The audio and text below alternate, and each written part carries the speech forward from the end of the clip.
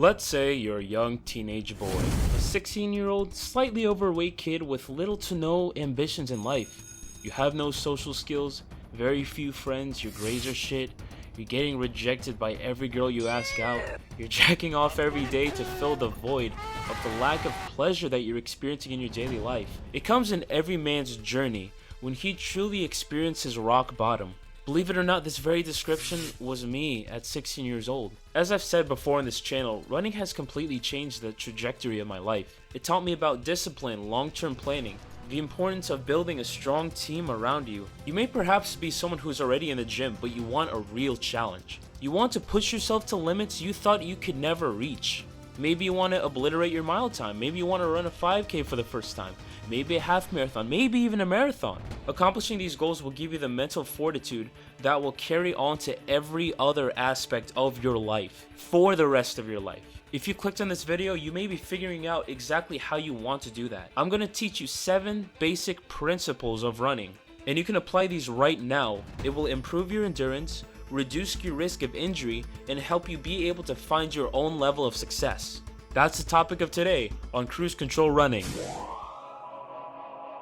Before we get you out the door, we need to make sure you get a good pair of running shoes. These are one of the older running shoes I have. They're a little bit worn down, but these are a Brooks Ghost Edition.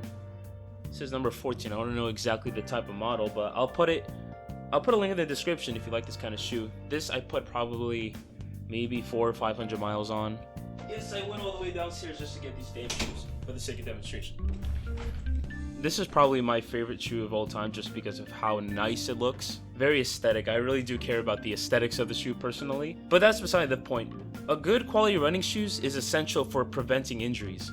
A good pair of running shoes provides the necessary support, stability, so that like things up here, for example, these little high parts on the heel, keep your ankles from like moving a lot so you can prevent an ankle roll or something like that.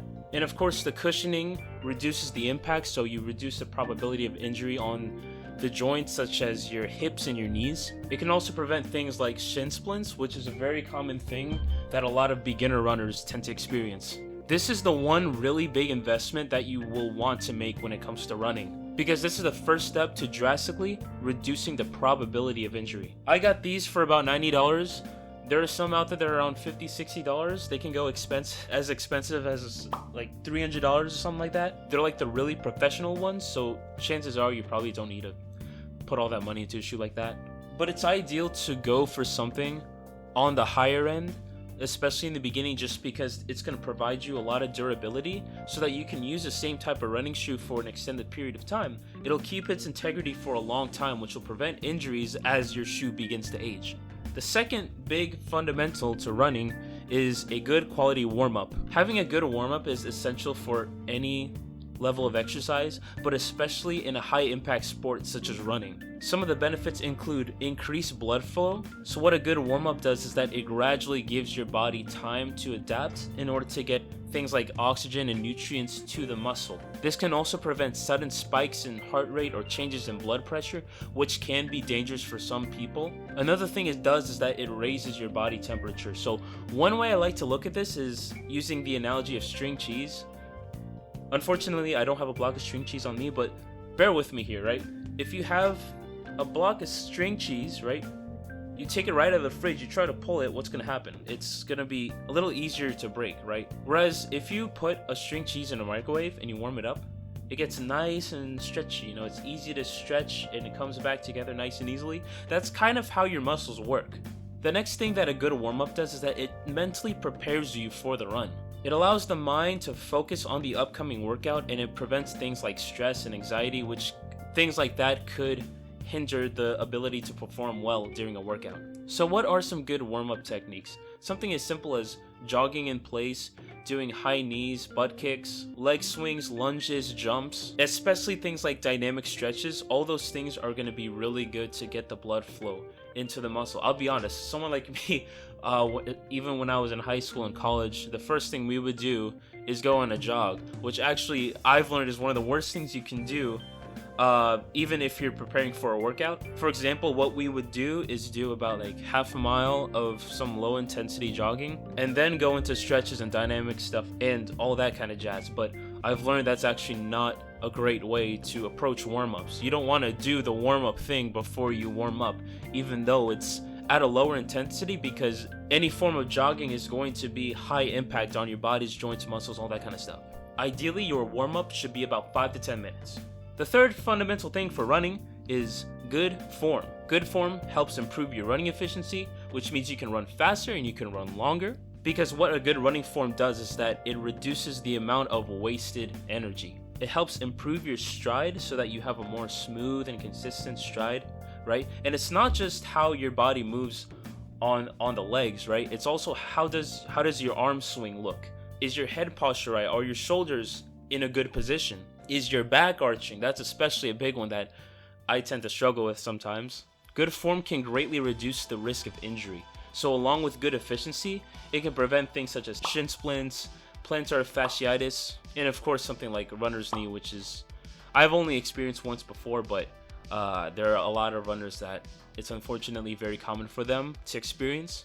Good running form can also prevent things like imbalances, so that you're distributing the impact force evenly through your body, instead of like some people have issues where, for example, one part of their leg is experiencing more impact because of certain muscle imbalances and things like that, because of how they didn't look out for errors in their running form right from the beginning. The fourth fundamental point is running slow to run faster. Okay, so you finally got your good running shoes, you did a proper warm-up, you did some workouts that help improve your form, and now you're ready to push yourself as hard as you can for the next 30 minutes.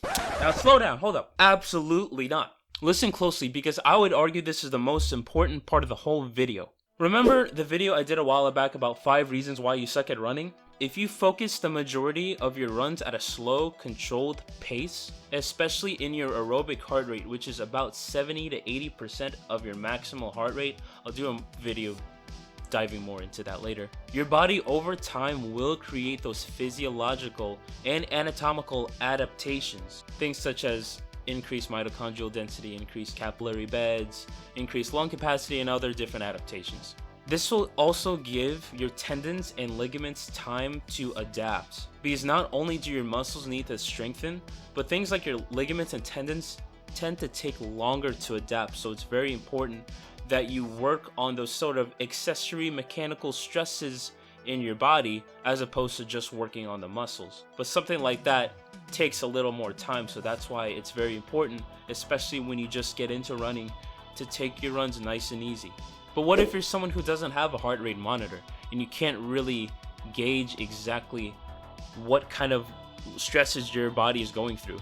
My best suggestion is, if you're unable to talk in full sentences during your run, then you're probably running a little too fast. If you feel you have to slow down drastically or walk occasionally during your runs, that's okay. There's nothing wrong with that, because over time your body will adapt to the stresses. Listen to me when I say this. The greatest amount of discipline that is required of a runner is when he has to run slow, when he is capable of running much faster. This is something that's especially prevalent if you're like a freshman going into your first day of cross country. Yeah, you can like kind of outrun everybody on the base run, but you notice that guys like the juniors and the seniors, they're not doing that right away. They're taking their time. They're controlled with their pace, and they're able to run a mile time maybe like 30 seconds to a minute faster than you. It's usually because with their experience, they've gotten smarter with their training, and they understand that in order to get faster, in order to get the benefits from running, the majority of your runs have to be at a slower pace. The fifth basic fundamental of running is that time is more important than mileage. This is especially prevalent for those beginners. The key takeaway here is that your body doesn't really know the difference between running 4 miles and running 5 miles. It more so recognizes how long we've been under stress. Your body doesn't know the really intricate details that a lot of runners really focus on. Things such as pace, it doesn't know what mile you're on. The thing that your body recognizes the most is how much time has it been on its feet. Of course, like, different levels of intensity. Like if you run a little faster, your body will be able to pick up on that. But the biggest factor is usually how long have you actually been running? What's the amount of time that you've been under stress? Because the harder you run, the less running you can do. Inversely, obviously, the easier you run, the more running you can doing, and the more aerobic adaptations you will see in the long term. This is especially important if you are a beginner. Don't focus so much on hitting mileage goals right at the beginning. Focus on hitting time goals. So let's say 25 minutes or 30 minutes instead of I'm gonna run 2 miles, 2.5 miles. The sixth basic fundamental of running is building a good running program through progressive overload. When it comes to building a useful running program, it's very similar to lifting. You build a 6, 12, 18, 24 week program, something that is sustainable, measurable, attainable, realistic, and timely. The idea of a good quality running program is that you want to see significant improvements from month to month. The simplest and most common way to track your progressive overloading is seeing how many minutes are you running per week. Let's say you build a program, you start off the first week running 30 minutes per day 4 times a week. That's going to give you 120 minutes of running. So obviously you will want to increase the amount of time that you're running per week. But the golden rule is that you don't want to actually increase the amount of time you're running by more than 10%.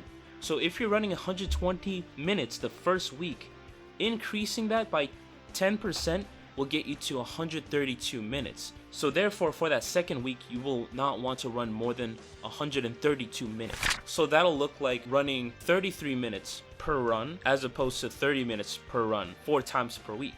As each week goes by, not only will you increase the amount of time that which you're running, but you will also increase the amount of frequency that you're running. So instead of running 4 times a week, you'll probably run 5 times a week. And then once you are able to do that, you can run 6 times a week. This is especially important as your body will require more time under stress to see significant aerobic adaptations. The second measurement of progressive overloading is intensity. Now this is not something you really need to look at until you get to like the intermediate level of running, but something like increased intensity is, for example, doing 20 minutes of a harder pace run. So let's say you're running at 8 minutes per mile, perhaps this time you run 7 minutes per mile for 20 minutes instead of 30 minutes. Something like 3 to 7 minute hard intervals with about a minute break in between. 400 meter repeats. I won't get too much into the detail, but the main idea from week to week is that you either want to increase the amount of duration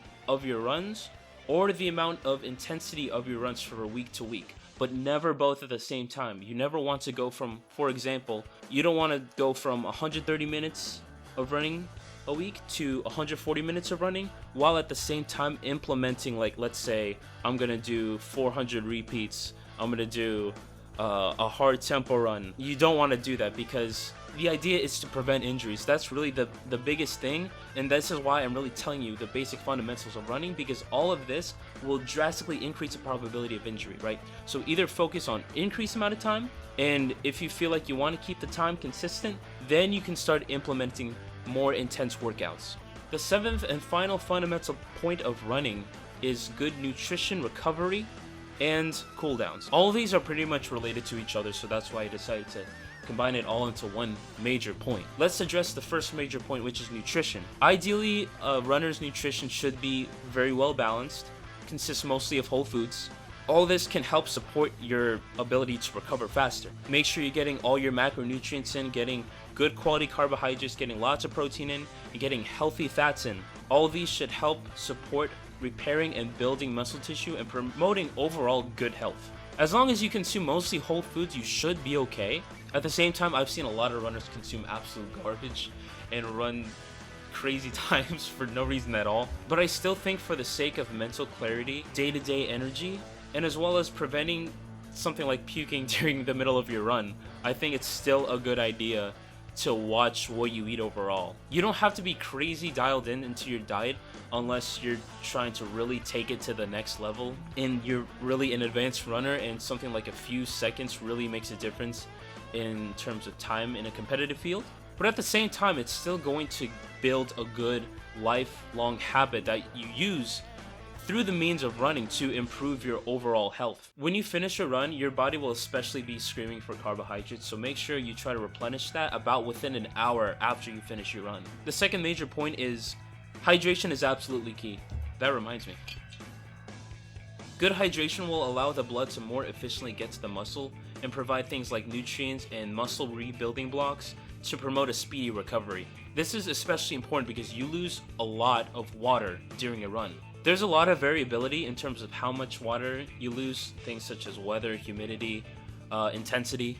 But the average figure is most people will lose about 18 to 35 fluid ounces per hour of running. If you also can too, try to replenish your body with electrolytes, because when you sweat a lot, you also lose a lot of electrolytes. That's why I personally have an electrolyte powder, particularly when I'm doing a workout on the track and it's like above 85, 90 degrees Fahrenheit, because those particular days I sweat buckets. It's terrible. But, to each their own. Figure out what works best for you.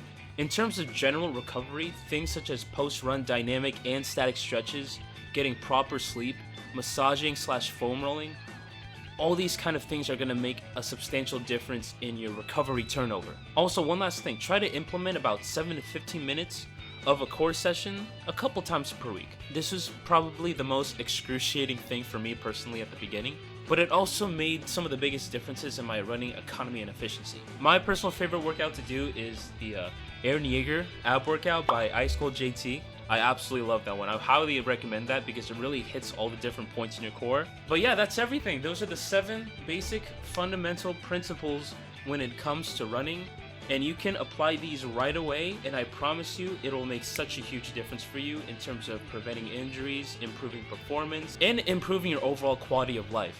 So if you like this content, please subscribe, like, comment, do all the fun business, because I love making this kind of content, and I want to give you guys, good, valuable content, things that you can actually apply with right away, whether it comes to running, lifting, general fitness, anything like that. Love you guys, and always remember this: it's never, ever been easier to be above average. Take care.